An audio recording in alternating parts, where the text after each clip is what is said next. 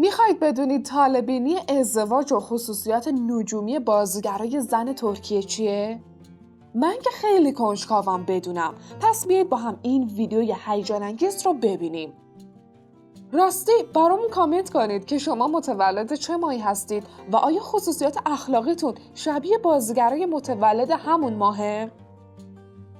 فشردن دکمه عضویت کانال ترکیه لنز یادتون نره. ازگ یاگیز متولد فروردین. ازگ متولد قوچ جوانه. همه اطرافیانش اقرار میکنن که اون به شدت ماجراجو و بلند پروازه.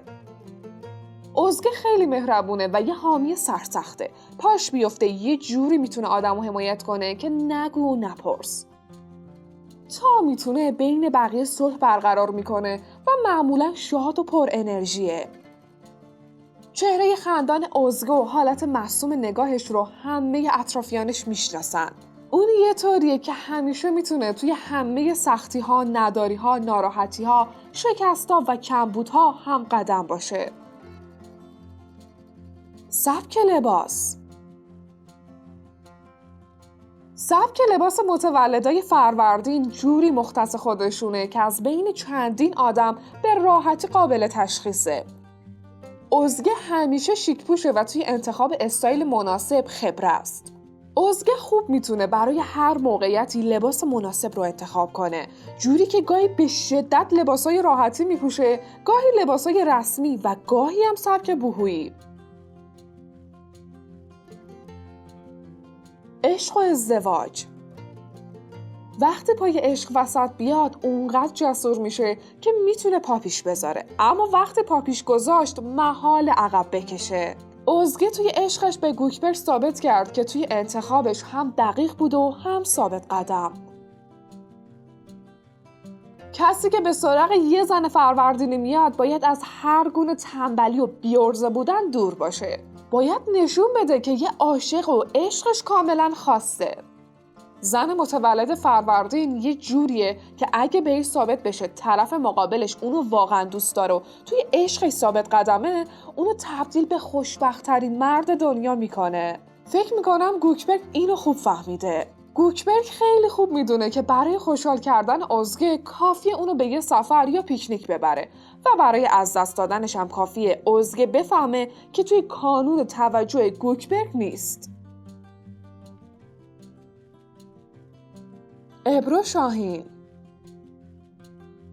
عاشق طبیعت، عاشق موسیقی و ساز، زیبا، با نمک، در عشق بی‌پروا، بدور از ریا و دروغ و کلک و به شدت اهل نیکوکاری و از خود گذشتن.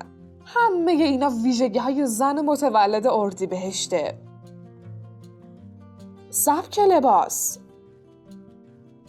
شیک اما ساده میپوشه. نرمی و لطافت لباس از شیک بودنش خیلی مهمتره.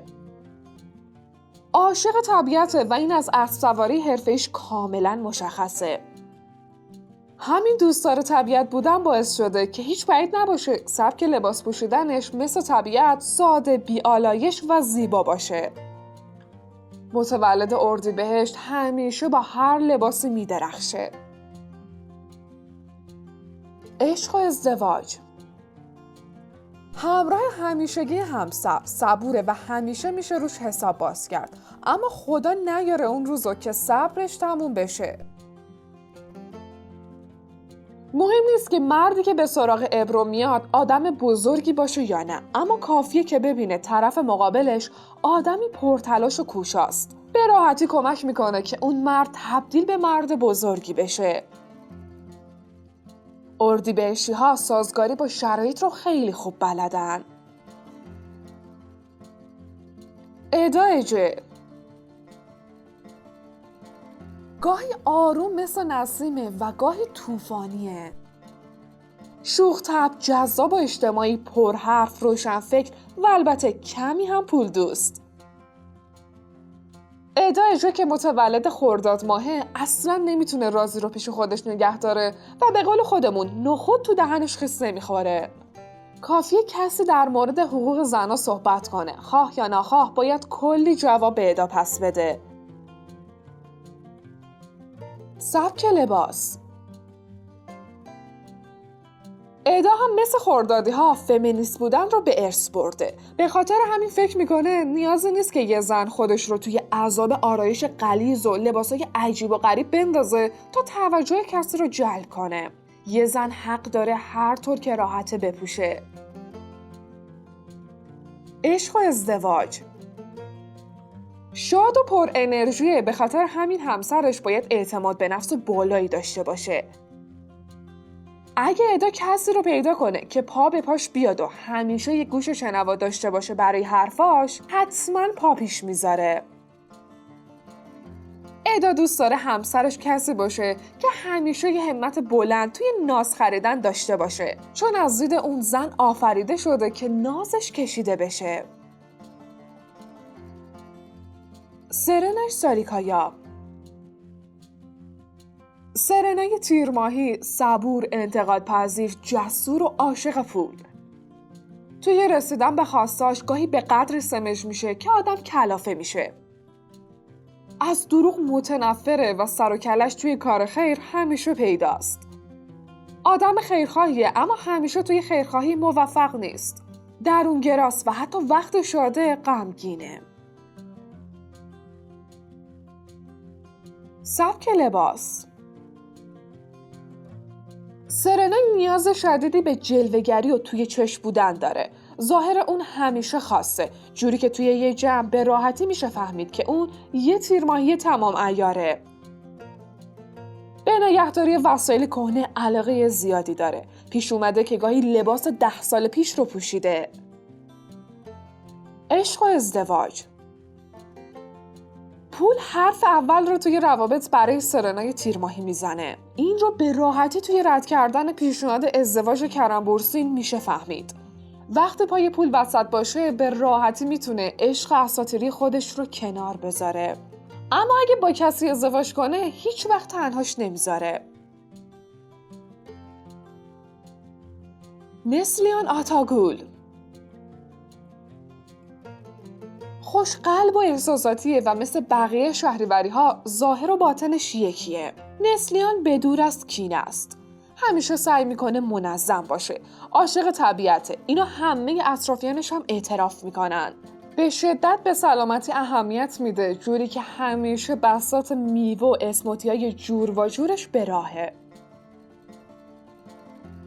سبک لباس. لباس پوشیدن نسلیان از علاقش به طبیعت نشأت میگیره. خیلی دوست داره با گل‌های طبیعی موهاش رو آراسته کنه. از آرایش زیاد بدش میاد و معمولاً تو سبک لباس پوشیدنش خاص بودن در عین آنکارت بودن رو میشه دید.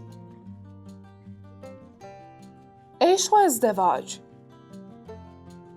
همسرش باید بدونه اون یه فمینیست عجیب و غریبه.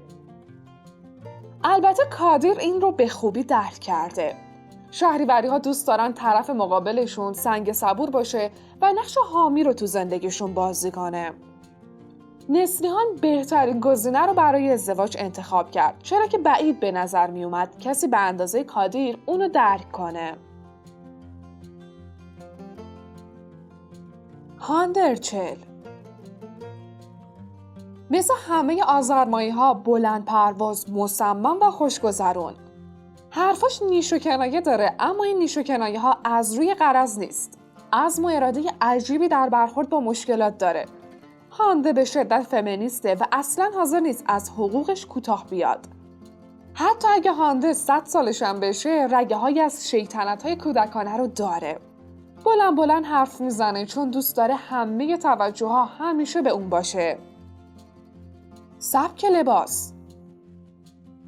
از اونجایی که یه فمینیست دو آتیش است و هیچ فرقی بین خودش و پسرا نمیدونه، خیلی راحت مثل پسرا لباس میپوشه و اعتقاد زیادی به دامن و پیراهنای آستین پفی نداره. لباسای کوتاه میپوشه، دوست داره راحت باشه و کسی هم به لباس پوشیدنش کار نداشته باشه. عشق و ازدواج. هانده آدمی که وابسته بشه نیست. اگه بفهمه طرف مقابلش آدم مهارت‌دار یا آدمی که عرضه داشته باشه نیست، براش مهم نیست طرف مقابلش چقدر احساساتی باشه، به راحتی اونو از زندگیش بیرون میندازه. هانده بیشتر از این که به فکر ازدواج باشه دوست داره توی کارش پیشرفت کنه و اگه روزی ازدواج کنه خیلی بعیده به فکر بزرگ کردن خانوادهش با بچه دار شدن بشه. اصولاً آذرمایی‌ها زیاد از نق و نوق بچه خوششون نمیاد، اما نمیدونم چطوریه که هانده انقدر عاشق آیلین خواهرزادشه. هلال آلتین بیلک، متولد بهمن ماه. هلال مثل همه متولدای بهمن جسوره و به شدت غیر قابل پیش بینی. گاهی انقدر پرچونه میشه که آدم سرش درد میگیره. اونم مثل بهمن ماهی‌ها حس ششم قوی داره و بعضی وقتا مو رو از ماست میکشه بیرون. اون به خاطر اینکه توی ماه سرد سال به دنیا آمده بعضی وقتا به قدری گرم و صمیمی میشه که نگو و نپرس. بعضی وقتا هم به راحتی تبدیل به یه تیکه یخ میشه، جوری که انگار بار اوله که میبینه تو رو. سبک لباس. زنایی که متولد بهمن ماه هستن عاشق لباسن. اونا تو لباس پوشیدنشون گاهی انقدر سنتی میشن که باورت نمیشه. گاهی هم تو مدرن لباس پوشیدن دست همه رو از پشت میبندن. متولدای بهمن انقدر جسورن که بعضی وقتا به راحتی موهاشون رو مثل یه پسر از بیخ میزنن و بعضی وقتا هم ساعتها به موهاشون میرسن. عشق و ازدواج. هلال هم یه بهمن ماهیه که همه خصوصیات ماه بهمن رو به ارث برده. اون یه عاشق به تمام معناست که تو عاشقی تا تهش میره، اما همیشه تو انتقال عشق و محبتش به مشکل میخوره. هلال با اینکه میتونه خیلی توی عشق ثابت قدم باشه، اما چون یه اورانوسیه و عنصرش باد هست، میتونه به راحتی یه نسیم از کنار عشقش بگذره. بهمن ماهیا توی جسور بودن در انتخاب عشقشون زبان زد هستن و این رو از انتخاب‌های هلال به راحتی میشه فهمید.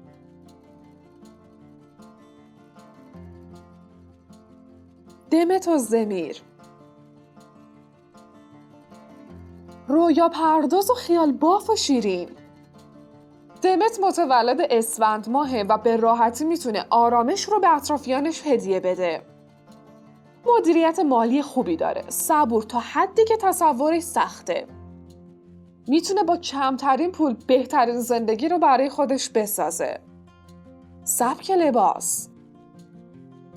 از اونجایی که دمت یکم شلخته است اصلا نمیشه پیش بینی کرد چی میپوشه، اما اون هرچی که بپوشه خیلی خوب بلده کاری کنه که بدرخشه. بیشتر از اون که لباس مجلسی داشته باشه لباس اسکی، شنا، ورزش و کوهنوردی داره.